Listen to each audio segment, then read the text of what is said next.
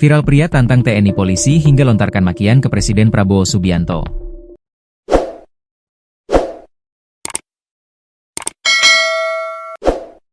Momen tersebut terjadi di Desa Lubuk Napal, Kecamatan Pauh, Kabupaten Sarolangun, Provinsi Jambi. Saat pria tersebut melontarkan tantangan dan makian setelah menghadang sejumlah orang yang disebut akan melakukan penertiban sumur minyak ilegal. Dalam video yang beredar, tampak seorang pria mengenakan topi, singlet putih, dan baju disampirkan di pundaknya, terlibat keributan dengan sejumlah orang. Pria tersebut menentang dan menunjuk orang-orang di sekitarnya. Belum diketahui secara pasti pihak mana yang dilawan oleh pria tersebut.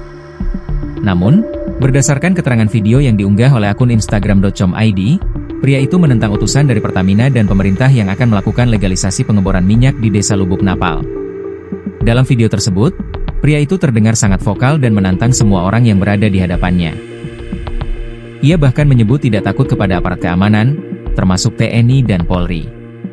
"Kau panggil itu, polisi, Polri, ya, itu semua. Ini masyarakat," kata pria tersebut dalam video. Di antara warga lain, pria itu terlihat paling keras menyuarakan penolakan. Saat seseorang menantangnya untuk memanggil siapa yang menjadi backing aktivitas pengeborannya, pria tersebut langsung membantah.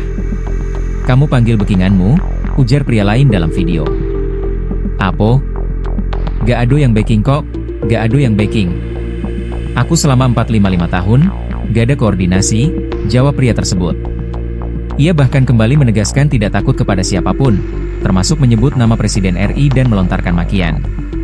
"Mau sampean yang nyuruh, sampean itu Prabowo," katanya.